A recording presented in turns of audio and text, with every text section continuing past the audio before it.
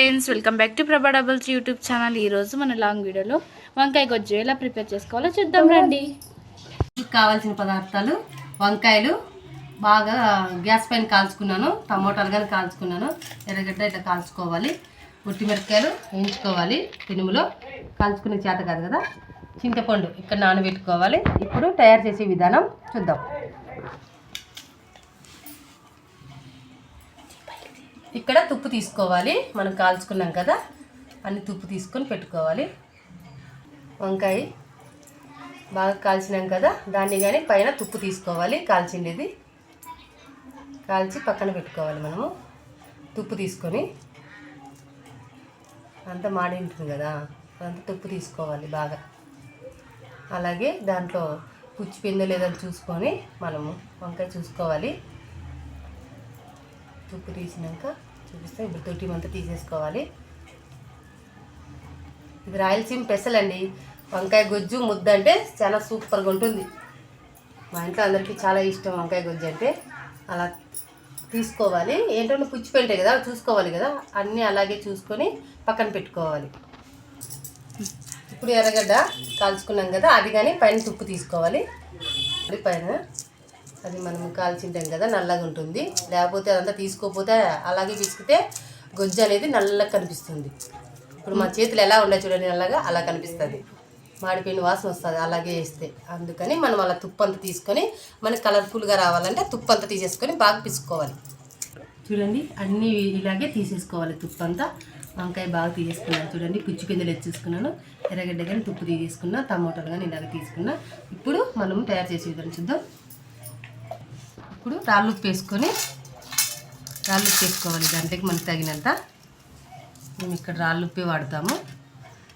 అందరూ రోట్లో దంచుతారు, మా అమ్మ చేతితోనే పిసుకుంది. మా అమ్మతో చేపించుకుంటాం మేము గొజ్జు అయితే. ఎందుకంటే మా అమ్మ బాగా చేస్తుంది గొజ్జు, చాలా బాగుంటుంది. అమ్మ వాళ్ళ వంట బాగుంటుంది. మా అమ్మ ఏ వంట చేసినా మా అమ్మ చేతితో ఏది చేసినా చాలా బాగుంటుంది, సూపర్గా ఉంటుంది. అందుకని మేము మా అమ్మనే చేయమన్నాము ఈరోజు. ఇలా బాగా పిసుకోవాలి. మీరైతే మనం ఎవరైతే పిసుకలేమండి, ఎందుకంటే చెయ్యి ఎంత మంట ఎత్తుకుంటుంది. పాతకాలంలో అయితే మా అమ్మ అయితేనే అలా చేస్తుంది ఉజ్జమ్మ. ఇప్పుడు చింతపండు వేసుకోవాలి. చింతపండు నానబెట్టుకోండి. చింతపండు అది వేసుకొని పిసకాలి. చింతపండు వేసుకొని అలా బాగా విసుకాలి. ఇప్పుడు కొన్ని చింతపండు నీళ్ళే పోసుకున్నాము.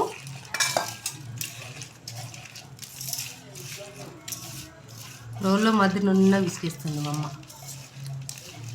చూస్తుంటే తినాలనిపిస్తుంది కదా, నాకు ఎప్పుడెప్పుడు తినాలనిపిస్తుంది తెలుసా. ఇప్పుడు కడుపులోకి వేసుకోవాలి అనిపిస్తుంది.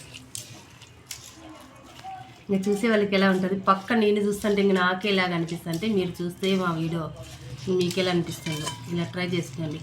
మళ్ళీ నీళ్ళు వేసుకోండి కావాలంటే. మాకు కావాలి కాబట్టి నీళ్ళు పోసుకున్నాము. రవ్వయి ఒకటి తీసుకొని ఇలా తుప్పు తీసుకొని దంచుకొని దాంట్లోకి వేసుకోవాలి. వేసుకొని పిసకాలి బాగా. మీరు రోట్లో నూరుకోండి. ఇప్పుడు టమోటాలు వేసుకోవాలి. దాంట్లోకి టమోటాలు వేసుకొని పిసకాలి. అలా చిన్నగా అలా వచ్చినప్పుడు అంతా వాటర్ ఎగురుతుంది కదా. ఇప్పుడు వంకాయలు వేసుకున్నాం. వంకాయలు వేసుకొని కానీ అవి కానీ దాంట్లోకి వేసుకొని పిసుకోవాలి బాగా. వంకాయలు అలా పిసుకోవాలి, నాకు పిసికేయాలి. బాగా ఉంటుంది. ఇలా ఉంది మా గొజ్జు. చూస్తుంటే తినాలనిపిస్తుంది మీకు లేదా చెప్పండి, కామెంట్ చేయండి. మా వీడియో చూసిన ప్రతి ఒక్కరు ఎలా చేసామనేది. మేము చేసినట్లే వంట చేయండి, చాలా బాగుంటుంది. చూడండి, నున్నగంతా పిసికేసింది. ఇప్పుడు ఎర్రగడ్డ వేసుకున్నాం కాల్చినాం కదా. అప్పుడు ఇలా అన్నీ తీసుకోవాలి. అవి కూడా దీంట్లోకి వేసుకొని మనం కలుపుకోవాలి. అది కానీ ఎర్రగడ్డ కాల్చిండేది. పచ్చివి అవి వేసుకోకూడదు.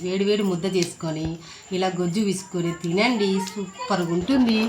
ఒకసారి ట్రై చేసి చెప్పండి, కామెంట్ చేయండి. ఆ వీడియో చూసిన వాళ్ళు ప్రతి ఒక్కరు ఎలా ఉందనేది. అమ్మ చేతి వంట ఎంత రుచిగా ఉంటుందో మీరు చాలా గెస్ బాగుంటుంది చేసి కదా? కామెంట్ చేయండి.